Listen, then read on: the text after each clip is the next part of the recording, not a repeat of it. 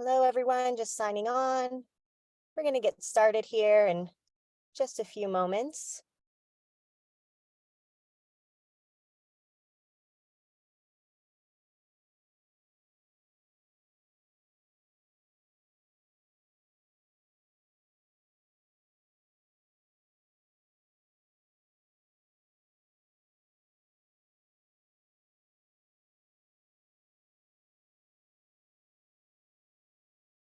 All right, it is 2 past the hour, so we're going to go ahead and get started. I want to welcome everyone.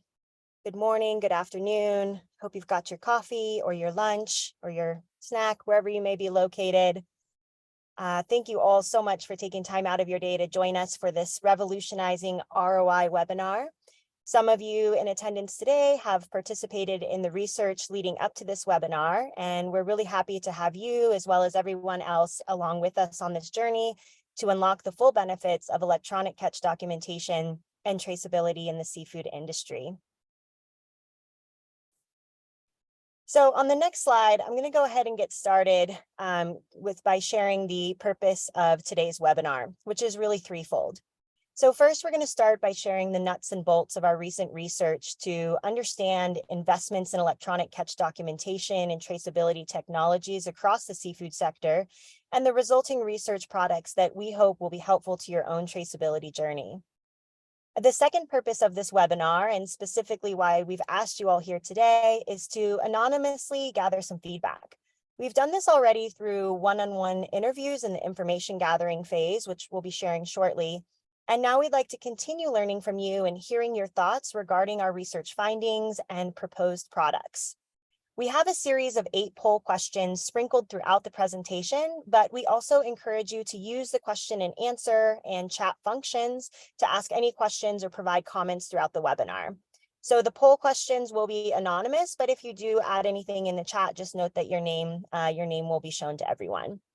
And then the third objective for today is to gauge your interest in applying the research products that we'll be presenting. We'll again do this using the anonymous poll function, but we're also planning to host a second roundtable convening in a couple of weeks for those that are interested. I'll share more on that later.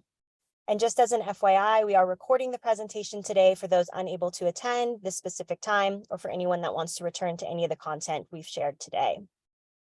So on the next slide, I have an agenda, a little timeline. We're going to take you through 4 segments in today's presentation.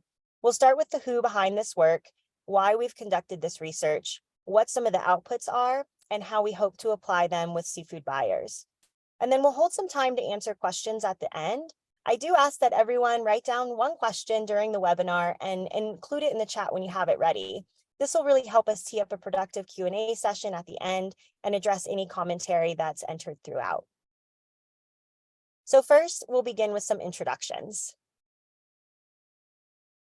On the next slide, you'll see the people behind the research, which are 3 FishWise staff focused primarily on traceability and counter illegal, unreported, and unregulated, or IUU fishing initiatives. My name is Sarah Caldwell. I'm the research lead and a project director at FishWise. My work focuses on implementing traceability and counter-iuu fishing research projects and due diligence strategies for our business partners. We also have Alyssa Withrow. She's the co-lead on the project, and she supports FishWise's traceability division through research, development, and execution of work plans on traceability and counter-iuu fishing. And Sarah Lewis, our traceability division director, she leads the charge on all things traceability, counter-iuu fishing, and addressing key policies impacting our seafood supply chains. You'll be hearing from myself and Alyssa today, but we also have Sarah Lewis on the call to help answer any questions in the chat, and she has been instrumental in guiding this work. Now, a little bit about who FishWise is for those of you unfamiliar with our work. FishWise is a nonprofit sustainable seafood consultancy with a mission to sustain ocean ecosystems and the people who depend on them by transforming global seafood supply chains. To achieve this mission, FishWise employs 3 core strategies. The first of our strategies is that we engage directly with supply chain actors, from retailers to the hospitality industry and the suppliers that provide products to those companies.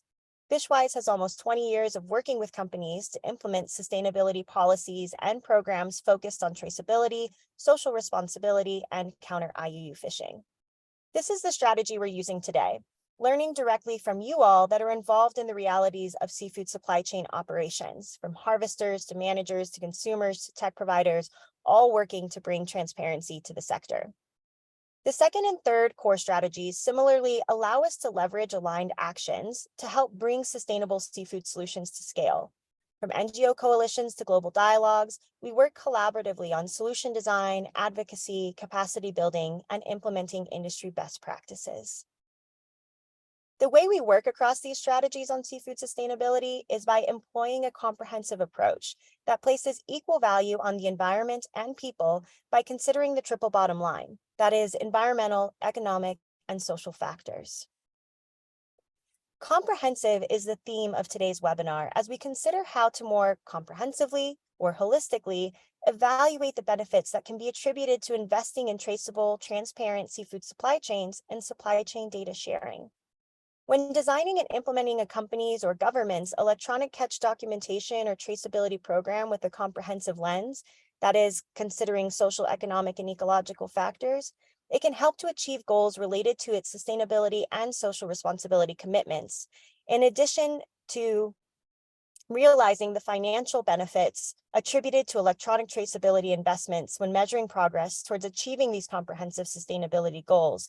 It's critical to have a framework and tool for evaluating their return on investment. And that's the focus of what we'll be discussing today.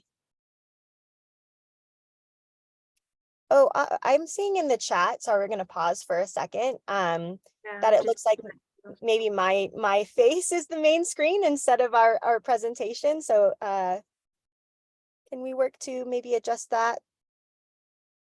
If others are having the same challenge, can you just put a +1 or something in the chat so we know if you're willing to? Okay. Okay, thanks, Todd. Thanks, Todd. So yeah, we'll go ahead and work on pinning the presentation because what we're seeing is different. Okay. Yes, I would love for you all to see our beautifully designed slides and not me talking at you the whole time. Has it changed for anyone, or are we still seeing slides? Yeah, we're good. Okay, thanks everybody. All right, carry on, Sarah. Okay, thanks so much. So the focus of today is really on comprehensive traceability, return on investment, and considering the triple bottom line. So with that introduction, I'll go ahead and pass the mic to my colleague, Alyssa, so she can share a bit more about the why and how of this research. Great, thank you all. And just so you know, there is a function to pin the slides to your own screen. You can toggle between the speaker view and the slide view as well. So I'm going to dig into some of our research background. So at FishWise, we firmly believe that traceability and transparency are key pillars of sustainable seafood. It's important to recognize that each supply chain arrow on this map represents varying risks of environmental and labor issues. Traceability and supply chain transparency serve as essential tools to mitigate these risks and drive positive change. The global seafood trade operates as a complex network, connecting regions and countries worldwide. This complexity highlights the need for traceability in seafood supply chains. Traceability is a fundamental tool for improving transparency throughout the seafood sector. Traceability serves multiple purposes. Firstly, it ensures the integrity of seafood products. By tracking the journey of seafood from harvest to plate, we can build consumer confidence in its authenticity, quality, and safety. Transparent supply chains foster accountability and promote responsible practices. They allow stakeholders to verify sustainability claims and hold actors accountable for their environmental and social impacts. But traceability goes beyond product integrity. It's a powerful tool in combating IUU fishing, which poses a threat to our marine ecosystems. Traceability systems help protect marine ecosystems by supporting legal and sustainable fishing practices. At the heart of an effective traceability system lies harvest data.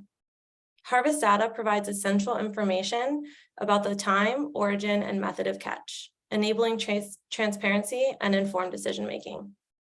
It allows us to assess sustainability, evaluate the health of fish stocks, monitor fishing practices, and help to implement effective fisheries management. By understanding where seafood comes from, we can minimize negative environmental impacts, such as bycatch and habitat degradation. This promotes responsible fishing practices and healthy ecosystems. Additionally, harvest data allows us to assess labor practices, human rights, and social responsibility within the seafood industry, supporting fair and ethical seafood supply chains. By focusing on robust harvest data and improving seafood supply chain transparency, we can create a more responsible and sustainable seafood industry. Such efforts benefit not only consumers, but also our ecosystems and the communities that depend on them. Now that we've talked about why traceability is important, let's discuss our research. We've separated our research into two parts. The first part builds an understanding of harvest data, specifically data collected through electronic monitoring and reporting. I will refer to this as EM/ER from now on. During the first bit of our research, our colleague Lindsay Saron conducted a detailed analysis of data flows from harvesters to end buyers in two U.S. fisheries, the Gulf of Mexico shrimp fishery and the West Coast groundfish fishery. This research gave us insights into the existing data collected for fisheries management purposes. Our main goal was to understand which data, particularly those generated by EM/ER systems, could be valuable to downstream actors. EM/ER systems play an important role in capturing essential information on fishing activities, including catch details and vessel location. It's important to distinguish that when we refer to electronic catch documentation, or the ECD part of ECDT, we're primarily focused on capturing data. On the other hand, traceability encompasses the broader aspects of data flow and transparency along the entire supply chain. During the second part of our research, we built on findings from part one, and we also dove deeper to understand the existing investments in EM/ER systems in U.S. fisheries and current supply chain traceability practices. Our objectives included exploring new use cases for EM/ER data at the end buyer level and leveraging existing electronic harvest data to enhance supply chain transparency. We wanted to understand end buyer investments in electronic traceability down to the harvest level, engage the market's willingness to pay for greater access to certain harvest data. To achieve these objectives, we relied on the knowledge we gathered during our informational interviews. Our aim was to define a comprehensive ROI for electronic traceability systems that expanded beyond financial considerations. When we talk about comprehensive ROI, we mean evaluating the social, environmental, and economic benefits to get a holistic view of the advantages gained from sharing and accessing seafood data. Now that you have an understanding of these two research parts, I'm going to pass it over to Sarah to talk a little bit about our literature review for this work. Thanks so much for that summary, Alyssa. So to kick off our research process and help inform the questions that we wanted to ask our research participants, we dove into the literature to read a little bit more about what other organizations and companies are saying about ECDT return on investment and data uses. So to summarize a few key points specifically relevant to the content we're sharing today, the first is that cost has been a major barrier to scaling electronic monitoring technologies. However, there are a few efforts at the NGO and government level to focus on reducing these costs. By exploring additional ways to leverage the data collected with EM/ER technologies, we can further support these cost reduction efforts. Additionally, there may be an opportunity to leverage existing EM data to create data products that could open up various use cases beyond compliance, such as market policy adherence or vessel business intelligence, while still respecting privacy and proprietary considerations. Additionally, multiple sources have highlighted the financial benefits of traceability, indicating that improving the visibility and operational efficiencies of seafood supply chains can certainly lead to increased retailer profitability. Non-specific monetary gains, such as improved compliance, meeting market requirements, increased business analytics, have been observed in a few ECDT case studies, and these intangible benefits have a significant impact on the overall success and performance of seafood businesses. And the last point I'll make here is that an overall lack of a compelling seafood traceability ROI narrative has been identified as a challenge in the industry, emphasizing the need for a holistic approach to traceability and transparency to continue building out that narrative. By exploring these insights with our interview participants, we were able to ground truth some of these concepts. And before we get into the stakeholder outreach portion of this research, this is where we'll start with a few poll questions for the audience to further reflect on these insights. So the first poll question on the next slide .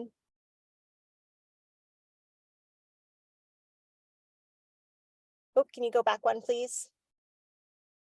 Is, are you interested in evaluating ROI for your electronic catch documentation or traceability program?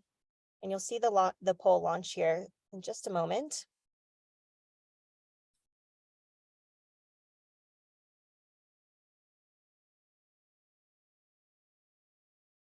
Give everyone a minute to provide some responses. And a reminder that the chat function is open if anyone wants to provide any additional commentary or details. We won't be sharing the responses out.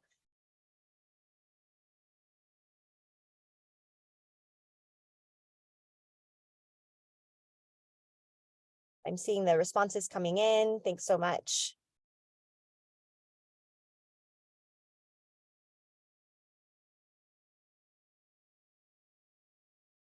All right, so we'll go ahead and end this poll and head to the next one.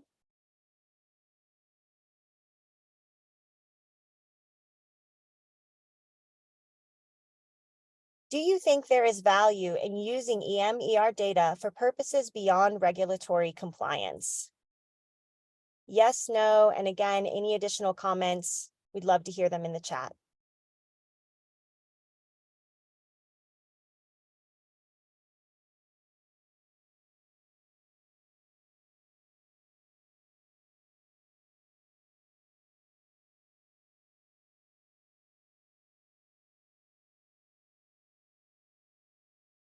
All right, let's go ahead and head to the third poll question.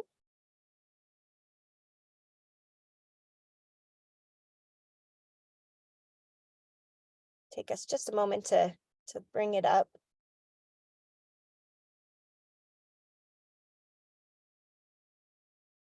Question 3, would you be interested in using EM/ER data for your seafood traceability purposes?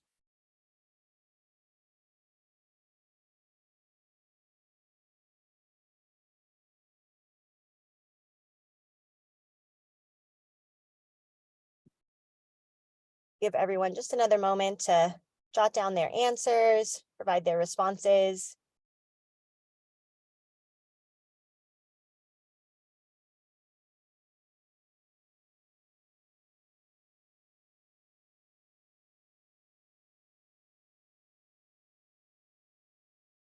Okay, I'm going to go ahead and end this poll session for now. And we'll go ahead and get back to the presentation.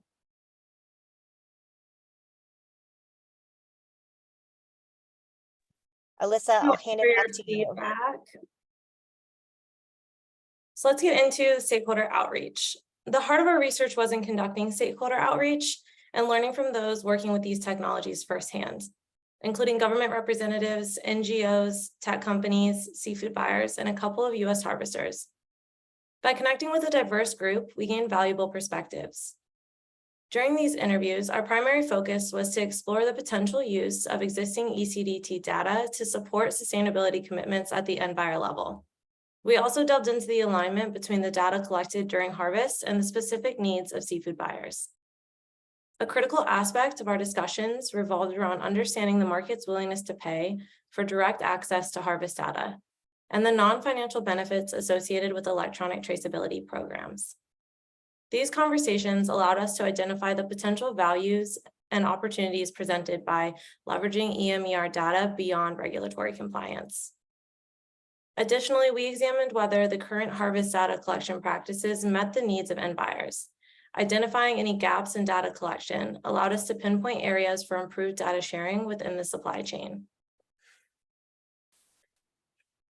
Let's discuss some of our findings. On the screen, you'll see our main takeaways from our first round of interviews. Our main focus was to understand EM/ER investments, data uses, and the potential for leveraging data in the market. First, EM implementation faces challenges related to cost, confidentiality, and the need to reduce expenses to achieve widespread adoption. These factors have significant impacts on driving the scalability and acceptance of EM technologies. At this stage, the primary use for EM is for compliance and bycatch mitigation, with limited to no market utilization. This tells us that the technology is not currently being used to achieve outputs beyond its original design. We also found that existing ROI perspectives from governments and vessel owners are limited. There's a need to define data access and consider the use of aggregated data products that can provide valuable insights when addressing confidentiality concerns. Additionally, some NGOs are actively exploring data use cases beyond compliance, demonstrating a growing interest in expanding data utilization to meet market demands. But it is important to note that it is still considered too early to rely on markets alone to catalyze EM/ER adoption. The focus is currently on achieving the first level of compliance and monitoring across fisheries. Once this baseline is established, it will become more feasible to expand data use and unlock further benefits. Finally, we found that tech providers have primarily focused on first-mile traceability for consumer markets and regulatory uses. There's been limited interest in expanding these services to end buyers for full-chain electronic traceability, indicating the need to increase collaboration and innovation in this area. Before moving on to the findings from the second round of interviews, let's hear from the audience one more time.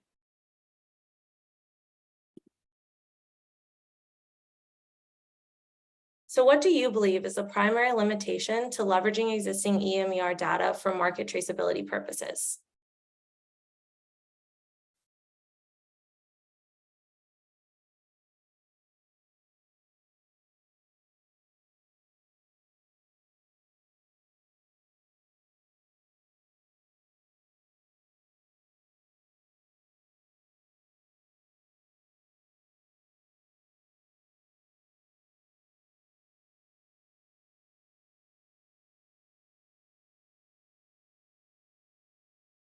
Okay, seeing a decent amount of responses, the main consensus is willingness to share data, which aligned well with some of our research findings. So now we'll move on to our second round of interviews and the main takeaways from those. For these interviews, we focused on the end buyer community to learn about their perspectives on traceability investments, on the water data needs, and the willingness to pay for access to specific key data elements, or KDEs. Firstly, we found that retailers' traceability practices vary widely. They utilize a mix of electronic and paper-based systems. These systems can lack interoperability and provide limited visibility to the point of harvest. During these interviews, we discovered that compliance with government regulations, like the FDA's FSMA traceability rule, is a significant driver for traceability investments. Meeting regulatory requirements remains a key priority for seafood companies.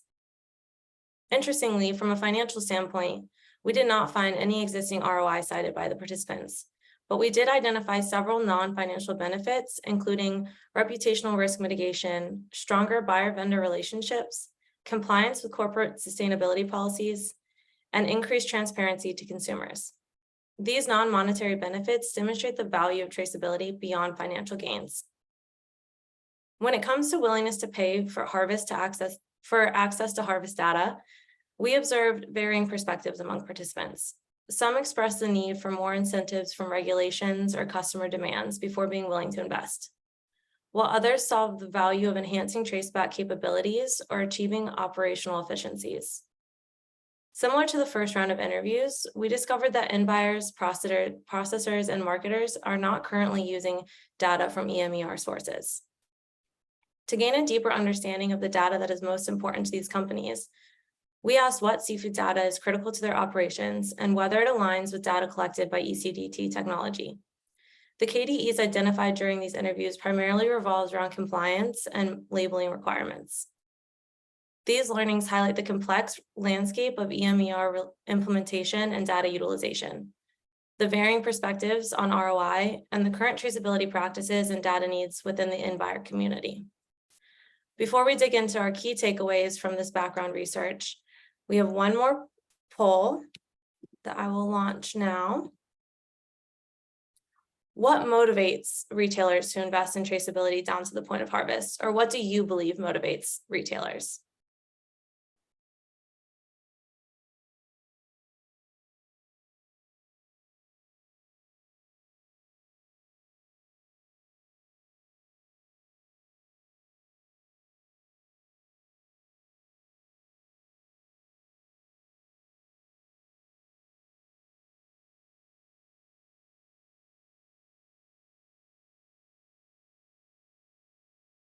I'll give everybody a couple more seconds.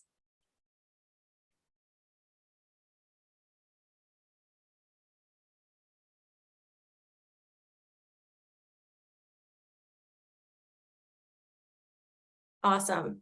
I'm seeing a lot of consumer demand and regulatory demand, which lines up well with our findings. So now let's get into our key takeaways. On the screen, you'll see our main takeaways from this research and conversation with stakeholders. While the utilization of EMER data products has potential, we discovered that very few, if any, stakeholders downstream are currently leveraging these opportunities. We need further research and development for EMER data products to explore additional ways to use existing data, add value, and decrease costs. This would involve markets incorporating on-the-water harvest data products into their sustainability commitments and ROI assessments. We also found that most, if not all, of the participants we spoke to are not currently conducting formal ROI assessments on their traceability systems. Many seafood buyers are still in the early stages of implementing full chain traceability, and there's a lack of methodology to evaluate the comprehensive benefits associated with these investments. FishWise believes that redefining ROI to encompass financial benefits, operational efficiencies, and broader socio-ecological benefits is essential. And it is equally important to have a mechanism to measure or evaluate against this comprehensive ROI. Over the next few minutes, Sarah will introduce you to this new concept of ROI and share an evaluation framework that can be adapted to measure the comprehensive ROI of seafood traceability. Thanks so much, Alyssa. And I apologize, we seem to be a little bit ahead of ourselves in the presentation. If you could please go back a few slides. We'll go ahead and pick up here. Again, thanks so much for that summary, Alyssa, and thank you to everyone who has participated in the poll questions so far and some of the comments in the chat. So we've really reached the what section of our webinar, where I'll be diving into two research products. So we've alluded to this concept called comprehensive return on investment throughout. So I'll be presenting on that now, as well as an evaluation framework to measure it. And I'll mention again that this is where we'd like to hear from you all about your thoughts regarding these concepts and the feasibility of applying them. So starting with defining comprehensive ROI, on this slide, yep, let's go back a bit. Next slide, please. Okay, so I've got a brief timeline here of what led us to this definition. So in 2016, Future of Fish, along with colleagues from a former traceability collaboration, including FishWise, World Wildlife Fund, and the Global Food Traceability Center, had identified a lack of demonstrated benefits for adopting electronic traceability, including return on investment, as a significant barrier to accelerating uptake of and implementing electronic traceability. Since then, several tools have been developed to address this information gap, focusing almost exclusively on financial ROI, which makes sense. We want to know that our investments are worth the cost, but with far less attention paid to the social and environmental returns. We now know that understanding and documenting the value of comprehensive traceability program, one that seeks social, ecological, and economic benefits, is really critical to increasing its adoption. Yet the evidence to prove those benefits still remains limited. So in 2020, the Seafood Alliance for Legality and Traceability collaborated with Future of Fish and Helen Packer to create an evaluation framework designed to measure these comprehensive benefits, specifically those attributed to ECDT programs being implemented by governments. This led our team, the traceability team, to consider the full suite of benefits attributed to traceability technology. So now focusing a bit more on industry and buyer perspectives and how we can support companies to unlock these benefits and bolster the case for internal investment. So on the next slide,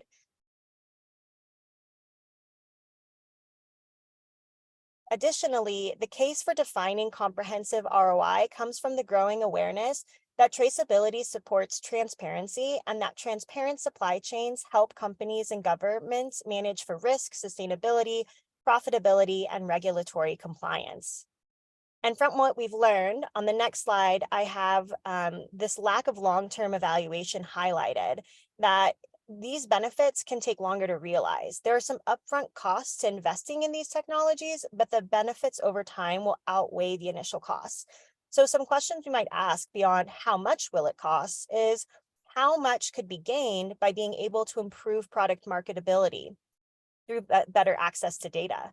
Or how much could be saved if you could optimize a product's journey through the supply chain? And what kinds of regulatory fines might I avoid? Traceability ROI really depends on the technology itself and the value of the data and the solution, and the data and the solution that collects and delivers over time. So in this last box, I have the traditional Forbes definition of ROI to compare against our new version. ROI in its simplest sense is a metric used to understand the profitability of an investment. And so what we're suggesting on the next slide, which you've gotten a sneak preview of, is a simple but profound change to this definition. So comprehensive traceability return on investment is a metric used to understand the social, environmental, and economic value created by investing in electronic traceability platforms and programs. And our goal with this definition is to allow companies to estimate and evaluate the long-term individual benefits of investing in electronic traceability systems, as well as any broader social and ecological outcomes that can be realized. Improved data quality and access to supply chain data can result in positive environmental, economic, and social outcomes for individual companies, as well as those stakeholders upstream, like suppliers, processors, and producers. So to further break down the three comprehensive components that this new definition seeks to measure against, I'll start here with social benefits. ECDT data can reveal trends where labor and human rights risks may be occurring, helping to focus limited capacity on data verification and supplier engagement, ultimately mitigating reputational risk. And it's important to note here that a traceability system can never prove harm or social responsibility, but it can provide data to help identify for potential risk. Next, we have ecological benefits. Use of ECDT systems allows companies and regulatory auditors to verify products consistently meet environmental policy requirements, which in turn can contribute to a better resource management, including mitigating illegal fishing practices and securing a long-term seafood product supply. And then third are the economic benefits. Electronic traceability can bring significant cost savings through increased operational efficiencies. You could advance to the next slide. It'll bring up the economic bullet. And so this can help by reducing risk of regulatory non-compliance fines and results in a more informed procurement process. Given this range of benefits and the drafted comprehensive ROI definition I've just shared, the most critical piece is being able to measure whether your ECDT program or traceability platform is providing the benefits you seek. So next slide, please, Hanai. That was the economic benefits, but we'll go ahead and go on to the next slide where I have poll question 6 of 8 for you all. Alyssa, if you could please go ahead and launch the poll. We'd like to know what benefits your company or organization prioritize when considering its traceability investments. We ask that you choose what benefit is most important to you at this time for your company, project, or organization. And of course, if you think that all of these benefits strike you as equally important, you can select all of the above.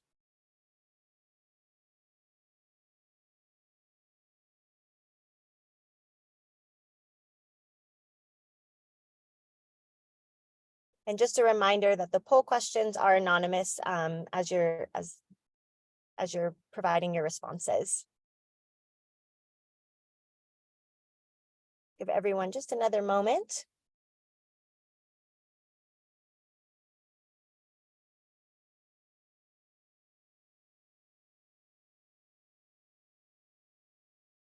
All right, seeing the majority of participants coming through, a lot of responses on all of the above. So a good range of benefits that traceability practitioners are seeking. So we'll go ahead and close that poll.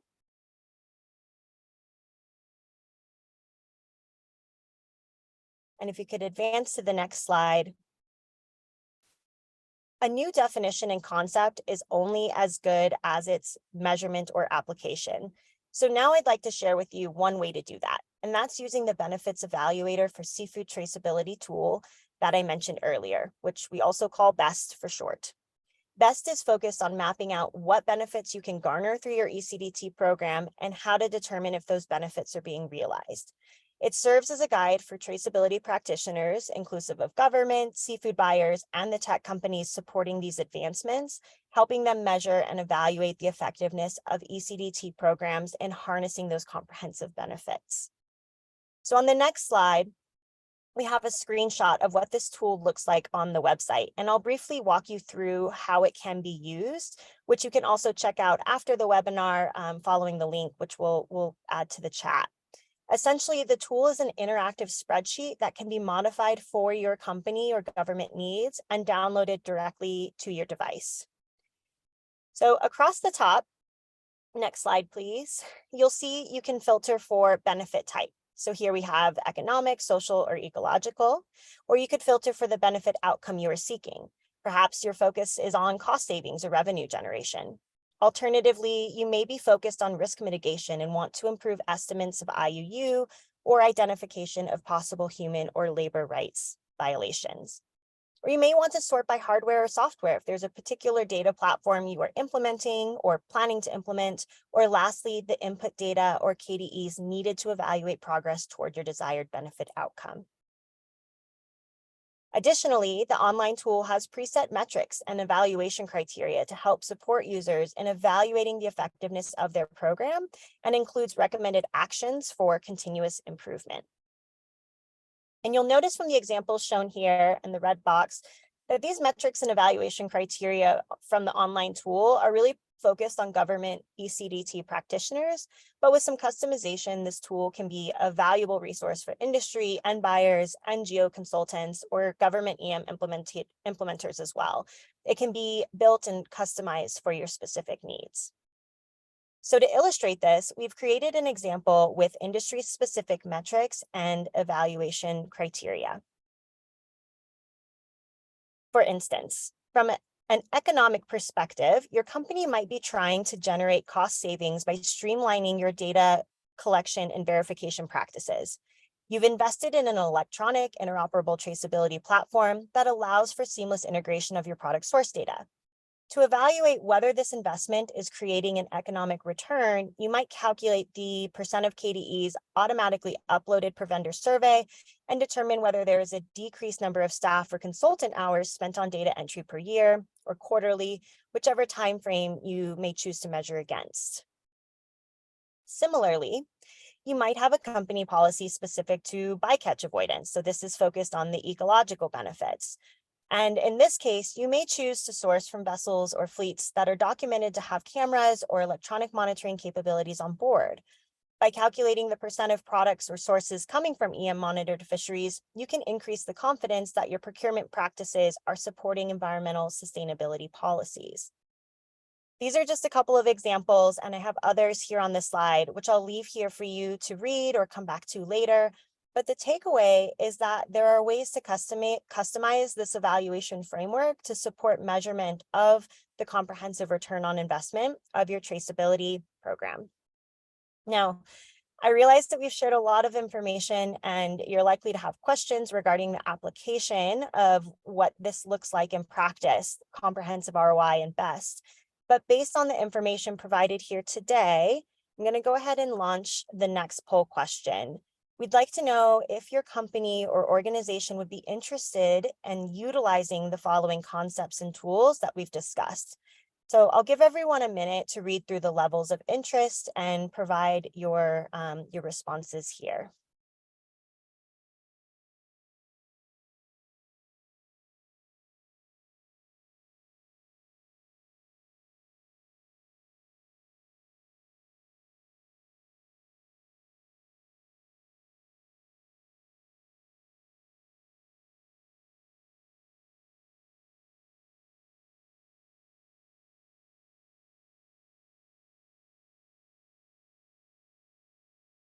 I see some responses coming in, so I'm going to give everyone just another moment to think about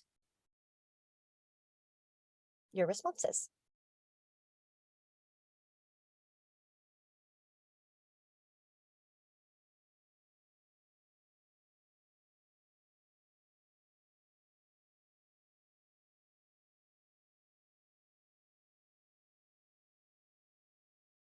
All right, I think we can go ahead and close the poll. Thank you so much for those responses.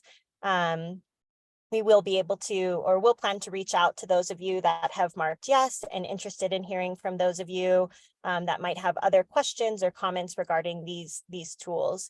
So for now, I'm going to go ahead and hand it back over to Alyssa so she can close the content of this webinar with some next steps. Great, thank you so much. And thank you all for bearing with us today as we had some technical difficulties. So let's go over how you all can get involved and what our next steps look like. So firstly, we would like to invite those of you who are interested to join us for a smaller roundtable discussion to provide additional insights and explore ways to apply this concept and tool. This will be an opportunity to have a more in-depth conversation and exchange ideas. If you're interested in participating, we will launch another poll after this slide where you can indicate that interest. We'll follow up with more details and scheduling for the next roundtable, which will take place in a couple of weeks. Additionally, we're committed to sharing the findings of our research and the insights gained from these virtual convenings. We will prepare a summary report that will be made publicly available. This report will include anonymized interview findings similar to the ones we shared today, as well as any valuable feedback received during these virtual convenings.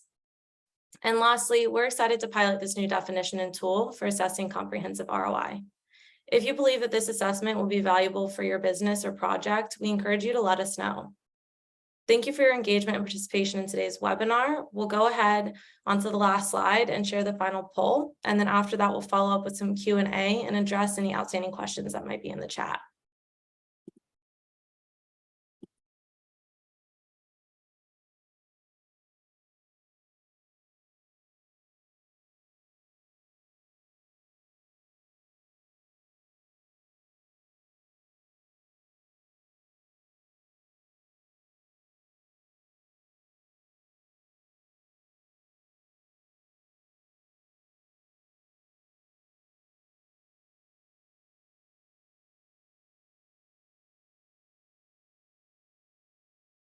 All righty, keep it open for just 1 second longer, and then Sarah will kick it off from here.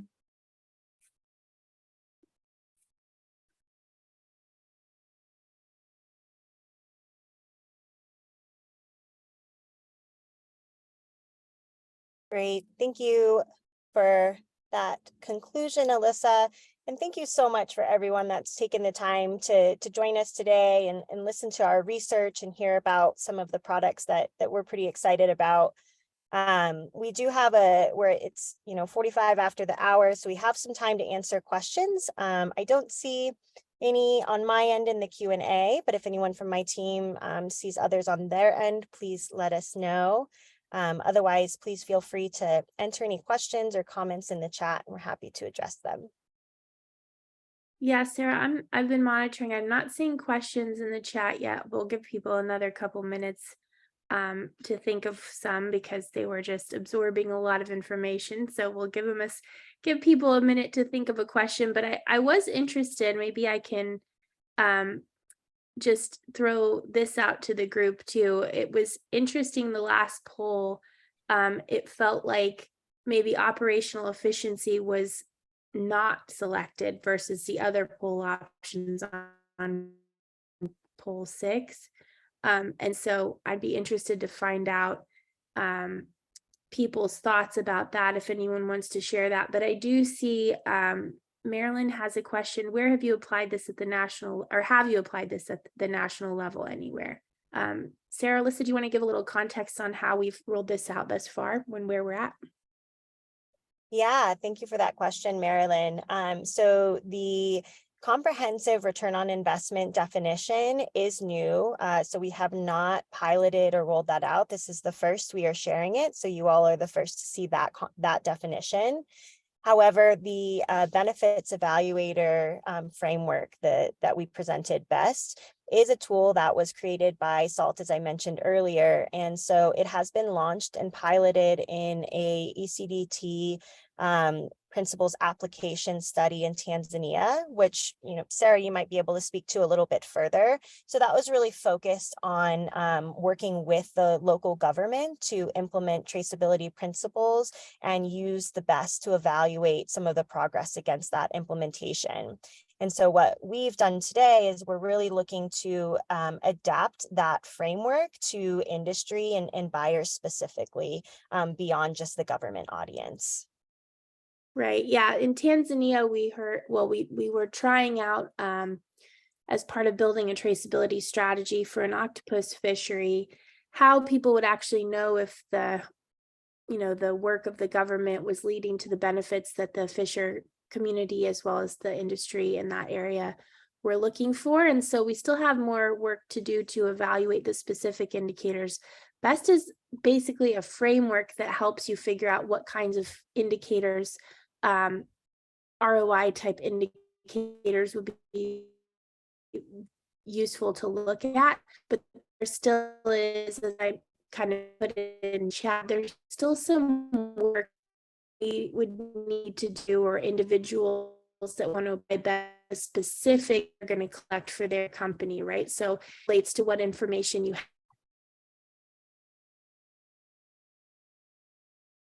Hey, Sarah, it seems like you're cutting up. We might be missing you.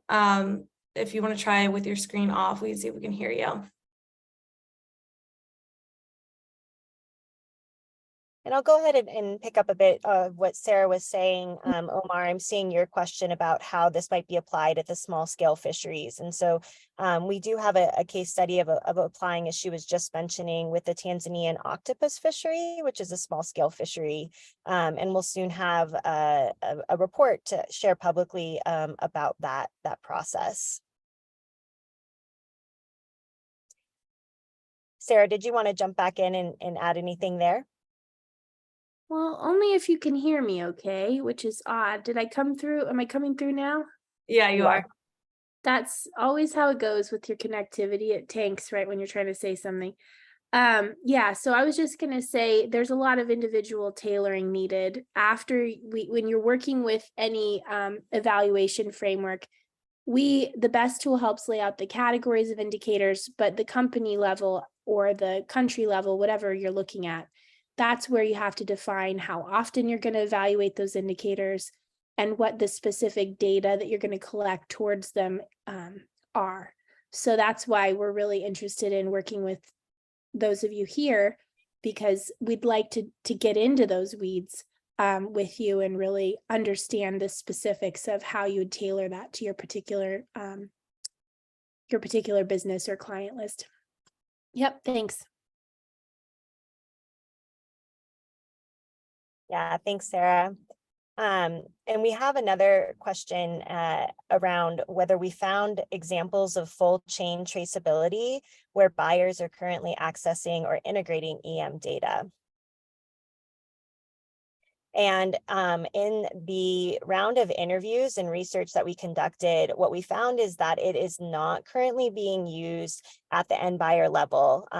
But what might be more feasible at this point, or what some buyers are considering, is sourcing from EM monitored fleets or EM monitored fisheries. So although the actual data that's being collected by those technologies might not be fit for purpose at this time, or there might be some data sharing or privacy issues, that rather buyers might be considering policies or commitments that are focused on transparent supply chains that are supported by these EM and ER technologies. And so that's where, we've talked a little bit about considering not the raw data that can come from these technologies, but even the data products that might inform market policy compliance or business intelligence, or just generating more transparency of these fisheries supply chains and seafood supply chains in general. Yeah, and I'll just add, our study was focused on North America, but there are EM pilots going on with buyers elsewhere in the world, and in the Pacific especially, where especially mid-supply chain companies are beginning to pilot the use of EM technology. So TNC is working on this and others to get both social, environmental, and compliance data from EM systems and feed that further down the supply chain than has been done in the past in terms of looking for those non-compliance data that, say, a mid-sized distributor, seafood distributor might need to, or a very large distributor might be looking to monitor for their sustainability and CSR programs, right? So I think we don't have many examples in the context of North America where we were looking, but that's not to say these things aren't being tried elsewhere in the world. So credit there for sure for folks that are piloting these things now, but it's really an emerging area. Yeah, thank you for that added context, Sarah.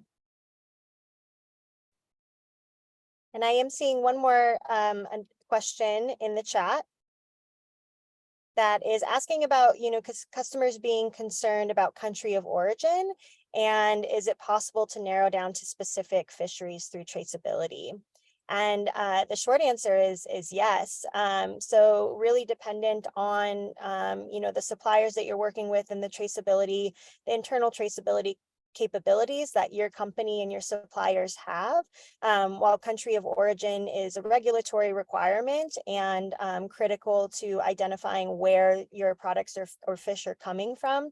By being able to narrow down to specific fisheries, you can provide that additional granularity of where the fish is sourced from and be able to identify if there are any risks that should be mitigated against or looked out for, depending on where it's sourced. The work that I will say from FishWise's perspective, and the retailers and companies we work with, we do have a robust set of key data elements that gets down to the fishery level, and it can depend on the supply chain, but we're also working on collecting data down to the vessel level. So there's always opportunities to improve the traceability, the full chain traceability to the point of harvest. Sometimes the reality of that is it's aggregated from a fishery. It might be an FAO ocean lake location. You might be able to get it from a country's offshore fishery location. It's really dependent on the source. Just to add a little bit of color to that, I know this isn't specifically answering how grainy traceability can get, but what we also heard a lot in these interviews was that customers aren't necessarily concerned about the specific fishery at this time. It's more just about that country of origin. So at a lot of seafood counters, for some of the stakeholders that we interviewed, they're just hearing, I want to know that my fish came from the US. They're not hearing that they want to know where exactly the shrimp came from the Gulf of Mexico, what FAO area it was in. So until there is some more demand for that granularity, we are seeing slower uptake. There just isn't that drive for adoption there. Thanks, Alyssa, and thanks everyone for your good questions and comments so far.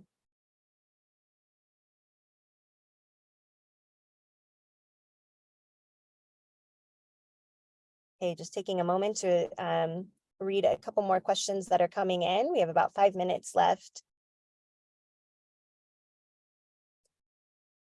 So regarding the social benefits, I'm going to read the question out loud. Regarding the social benefits, I'm wondering if we should think about if there's a difference between the social benefits from the point of view of human and labor rights and from the point of view of buyers and marketers. What are the social benefits these stakeholders are pursuing?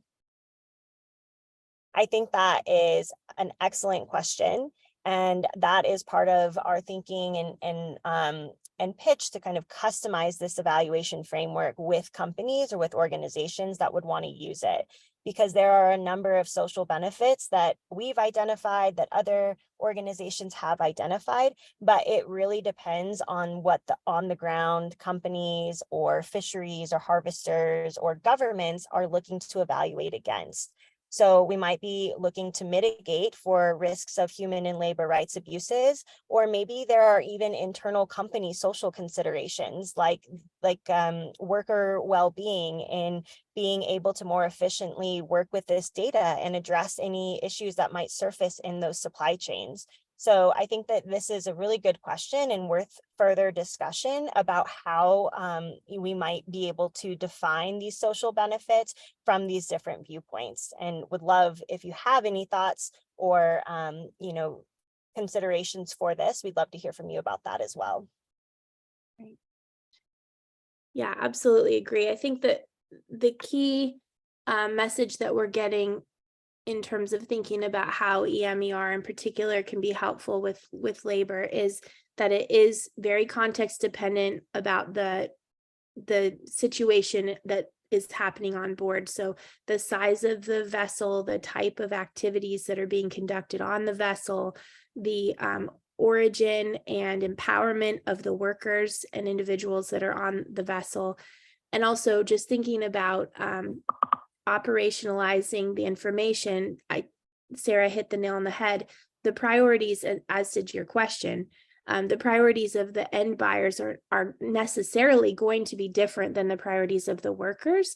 And so I think the key for us is we want to see EMER systems that are being used for collecting social data be designed and implemented in collaboration with workers from the beginning, such that any data that would flow from those systems would already have incorporated the thinking and priorities of those groups. So whatever's being collected downstream, even if it's informing priorities that are different, we can have more confidence that the workers were comfortable and engaged in the process of developing the program, the EM program, right? So I think that's a super important starting place. And any data that would come from a system, you would want to have it start in that place of worker engagement and sensitivity to privacy and other things too. So thank you for that. Sarah, I'm aware of time. We've got two minutes left. I just want to give you a second for some closing thoughts. And thank you, everybody. Yes, thank you so much. I appreciate everyone's participation and feedback and comments and questions. We're certainly, going to digest all of that internally. I do also want to acknowledge there is another question regarding the MSC standard and how that might enhance monitoring requirements. And I don't have an answer for you right now regarding that, but I would like to get back to you and would love to consider that a little bit more fully, especially as that's really specific to that sort of environmental compliance and those ecological benefits that can be generated from these systems. So I just didn't want you to think I was ignoring that question, but we'll come back to it at another time, and looking forward to chatting with you more there. So again, just thank you so much for everyone's time and participation today. For those of you that have registered and attended and have noted your interest in following up with us in a roundtable discussion, we will be emailing you all in the next couple of days and getting a date set, and really looking forward to digging in a little bit more specific at the application of comprehensive return on investment and the BEST framework and how it can support you and your traceability needs. So with that, just thank you, everyone, and hope you have a wonderful rest of your day. Bye, everyone. Thank you. Have a good day.